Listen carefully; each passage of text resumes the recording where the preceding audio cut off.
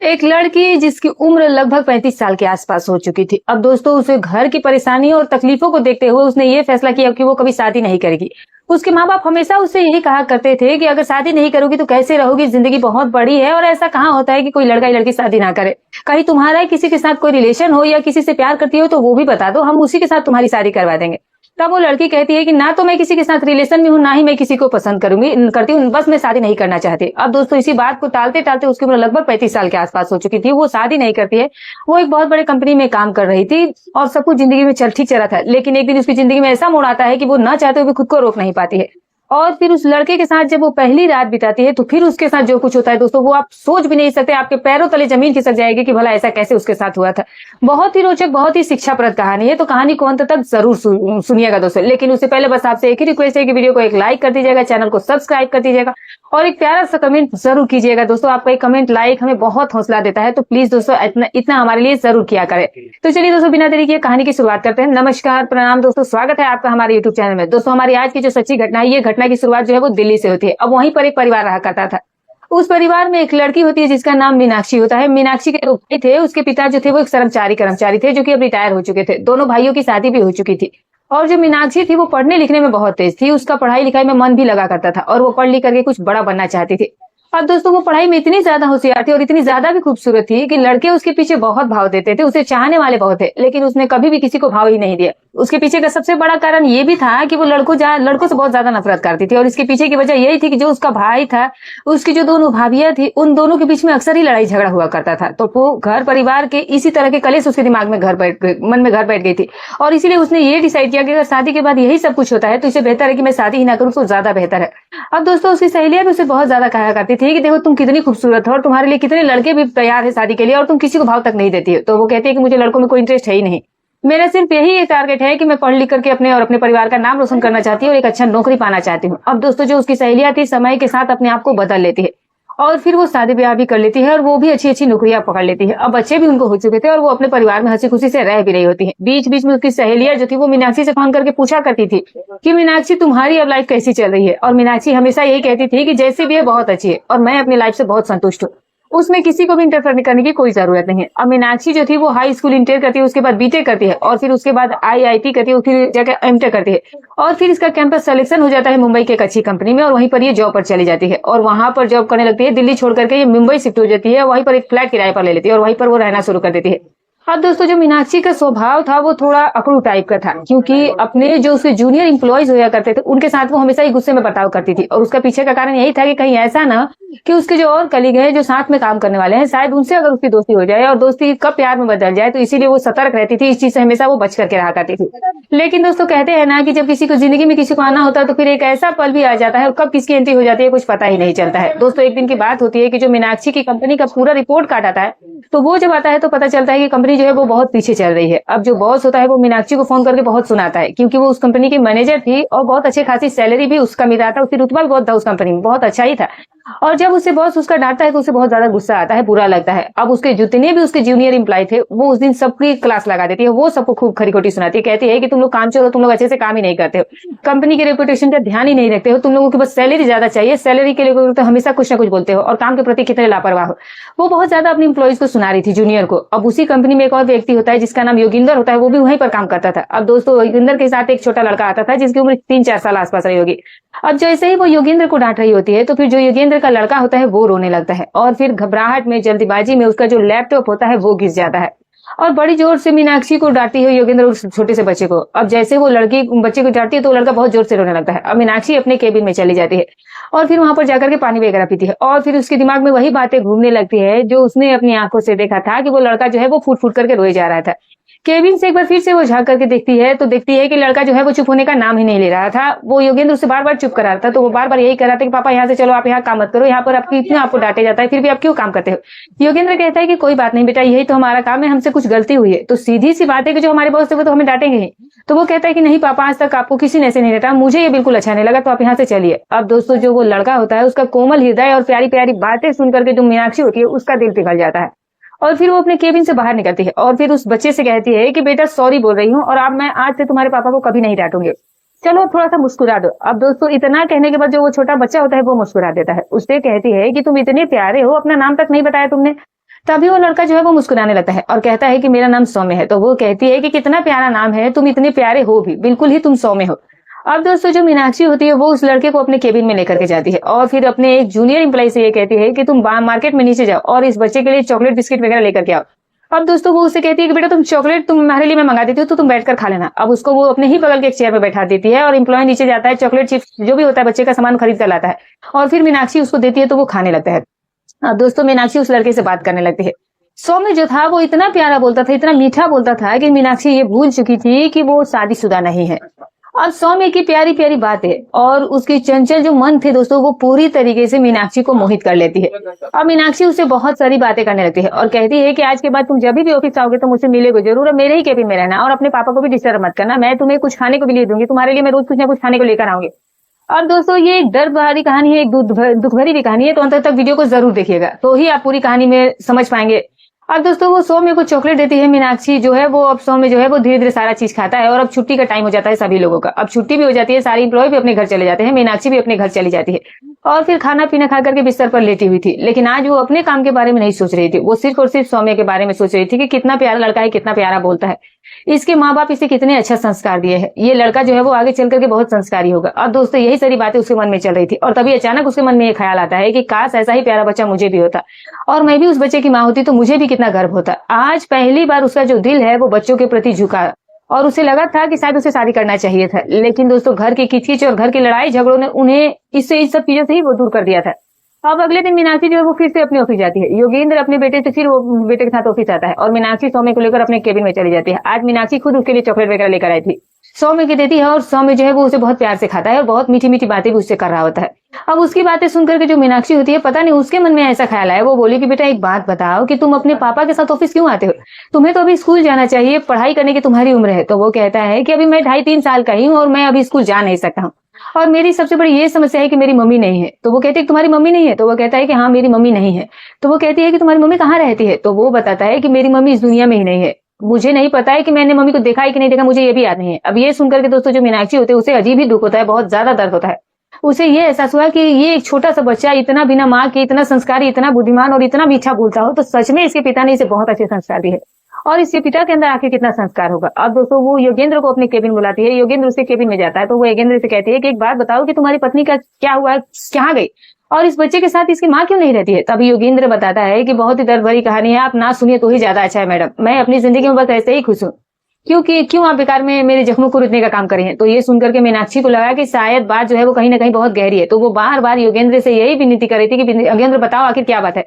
तो वो योगेंद्र बताता है कि मैडम कभी और टाइम में आएगा तो बताऊंगा, फिलहाल आज मेरा दिमाग जो है वो थोड़ा ठीक नहीं चल रहा है, लेकिन हाँ एक दिन मैं आपसे जरूर बताऊंगा। अब दोस्तों धीरे धीरे समय भी बीता जाता है। अब जो मीनाक्षी थी वो सौम्य के लिए रोज चॉकलेट वगैरह कुछ ना कुछ लेकर आती थी।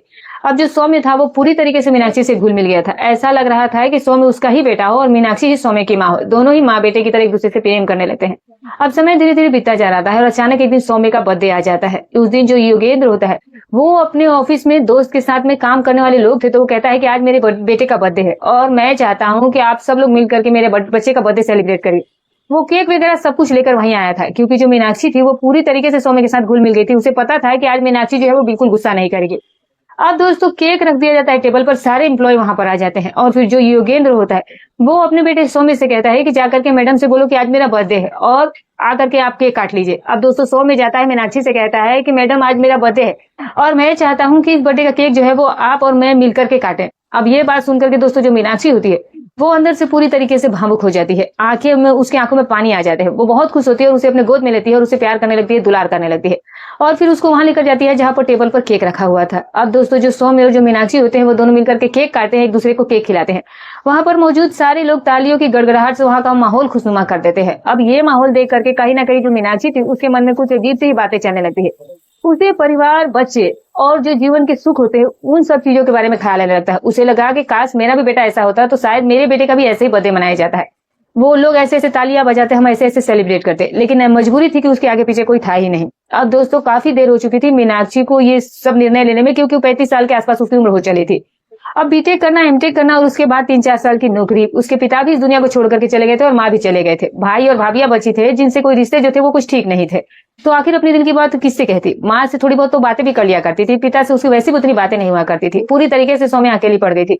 अब उसे ऐसा एहसास हो रहा था कि काश कोई ऐसा व्यक्ति होता जो कि उसके मन की भावनाओं को समझता, उसके मन को, दुख को समझा और उसके मन को हल्का कर पाता।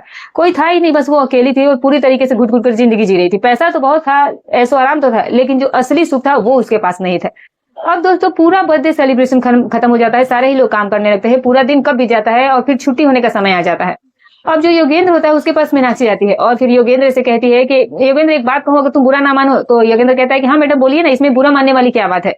तो वो कहती है कि मैं चाहती हूँ कि सौम्य का जो बर्थडे है, चलो आज हम लोग अपने घर पर मनाती हूँ और बहुत अच्छी पार्टी ऑर्गेनाइज करती हूँ। तभी योगेंद्र कहता है कि मैडम इतनी जल्दी भला कौन सी पार्टी ऑर्गेनाइज होगी, क्या व्यवस्था होगी, वैसे भी तो बर्थडे मन ही चुका, बेकार में आप क्यों परेशान हो रही है। तो वो कहती है कि ठीक है कोई बात नहीं, मैं मैनेज कर लूंगी, वो मेरा टेंशन है, बाकी बस तुम तैयार हो कि नहीं ये बताओ। तो योगेंद्र कहता है कि ठीक है कोई बात नहीं, अगर आपकी इच्छा है तो मैं आपका दिल नहीं तोड़ूंगा। क्योंकि जो वहां पर लोग थे वो सभी जानते थे कि मैडम जो है वो अविवाहित है और ना उनके बच्चे ना कोई पति है। अब उनका दिल रखने के लिए योगेंद्र उनको हाँ कह देता है। अब दोस्तों मीनाक्षी अपने केबिन में जाती है और फिर फटाफट सारे लोगों को तो फोन करती है कि मेरे घर पर आ जाओ और पार्टी, खाने पीने की व्यवस्था करो, आज हम लोग छोटा सा एक किटी पार्टी रखने वाले हैं। अब उसके और जो आसपास की पड़ोस की महिला होती है वो सबको फोन करती है और वहां पर एक और जिम्मेदार व्यक्ति होता है उस सोसाइटी में, तो उसको फोन करती है और कहती है कि मैं आदमियों को भेज रही हूँ, वहां पर अरेंजमेंट करवा दीजिए, 2-3 घंटे में जो व्यवस्था हो जाए, खाने पीने का एक छोटा सा प्रोग्राम रखना है और आज बर्थडे सेलिब्रेट करना है एक बच्चे का। अब दोस्तों वहां जिस सोसाइटी में वहां रहती थी वहां के लोग बहुत अच्छे थे और फिर उन्होंने पूरी व्यवस्था अरेंज की, टेंट वाले, हलवाई वगैरह, खाने बनाना और सभी सामान आ गया। मीनाक्षी सभी का पैसा यहाँ से ऑनलाइन भेजे जा रही होती है।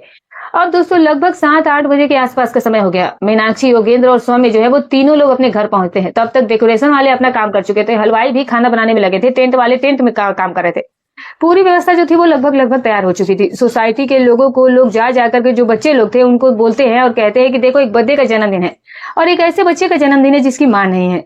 तो जब उन्होंने ऐसा कहा तो फिर वहां की जो महिलाएं थी वो भावुक हो गई। उन्हें लगा कि हम लोग रोज अपने बच्चों के साथ खुश रहते हैं, लेकिन एक बिना माँ के बच्चे को अगर खुश करने का थोड़ा मौका मिला तो इसमें क्या बुराई है। अब दोस्तों वहां की जो महिलाएं थी वो उन्होंने बहुत तत्परता दिखाई और बड़ी ही सुंदरता के साथ बच्चे के लिए गिफ्ट, और लगभग 9 बजे के आसपास का समय हो जाता है। सारे लोग वहां पर इकट्ठे हो जाते हैं और फिर एक बड़ा सा केक मंगाया गया था जिस पर हैप्पी बर्थडे सौम्य लिखा गया था। अब वो केक दोस्तों जब सौम्य देखता है तो उसने अपनी लाइफ में पहली बार इतना बड़ा केक देखा था। योगेंद्र से कहता है कि पापा इतना बड़ा केक होता है।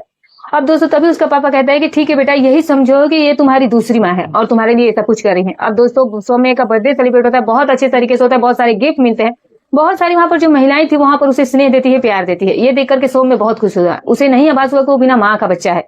अब दोस्तों सारा बर्थडे का प्रोग्राम खत्म हो जाता है। बर्थडे जो था वो सेलिब्रेट हो चुका था। योगेंद्र अपने बेटे के साथ घर जाने के लिए भी तैयार हो चुका था। मीनाक्षी के पास जाता है और कहता है कि मैडम अब हम लोग घर निकलते हैं। तो मीनाक्षी कहती है कि एक काम करो कि सौम्य को आज मेरे यहाँ पर छोड़ दो और मैं चाहती हूँ कि आज ये मेरे ही साथ रहे, मैं वैसे भी इसे बहुत प्यार करती हूँ। तो योगेंद्र कहता है कि मैडम ये मेरे बिना रह ही नहीं पाएगा, अगर ये रुकेगा तो फिर मजबूरी में मुझे भी रुकना पड़ेगा, नहीं तो फिर ये आपके पास नहीं रह पाएगा और मैं आपका दिल कतई नहीं तोड़ना चाहता हूँ। तो वो सौम्य से कहती है कि बेटा तुम क्या मेरे पास रुकोगे? तो वो कहता है कि रुकूंगा मैडम, लेकिन मेरे पापा रुकेंगे तब। अब उसके पास बहुत ही अजीब बात फंस जाती है। अब उसे वो किसी भी हाल में आज रोकना चाहती थी, तो वो कहती है कि चलो ठीक है कोई बात नहीं, वैसे भी मेरे घर में बहुत जगह है, तुम भी रुक जाओ।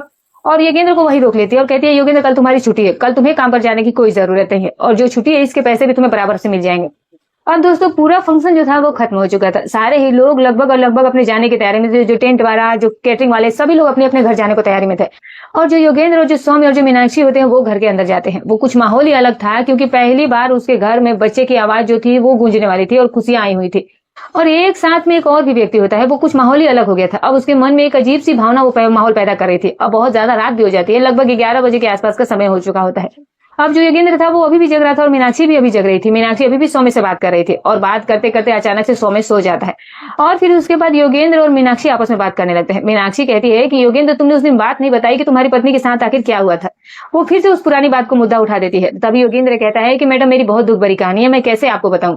तो अभी वो कहती है कि मुझे जानना है, तुम बताओ तो सही, क्योंकि मैं तुमसे जब पूछी तो तुमने नहीं बताया मुझे और ये हमसे तुमने कहा था कि जब वक्त आएगा तो बता दूंगा और आज तक तुमने नहीं बताया, तो मैं ये सब जानना चाहती हूँ और मुझे काफी ज्यादा इस बारे में जानने की उत्सुकता हो रही है। तो योगेंद्र कहता है कि दरअसल मैडम मैंने जब स्टार्टिंग में कंपनी ज्वाइन किया था तो मैं काम में ही व्यस्त रहता था और उसी बीच मेरी पत्नी घर पर अकेली रहा करती थी। सामने ही एक लड़का रहा करता था, उससे उसकी नजदीकियां बढ़ गई और तब जब मेरा बेटा था, वो उस समय पेट में भी नहीं था और मैं काम में बहुत ज्यादा बिजी रहता था। वो दोनों अक्सर एक दूसरे से मिला जुला करते थे और इसी बीच मेरी पत्नी पेट से हो गई और मेरा बेटा हो गया।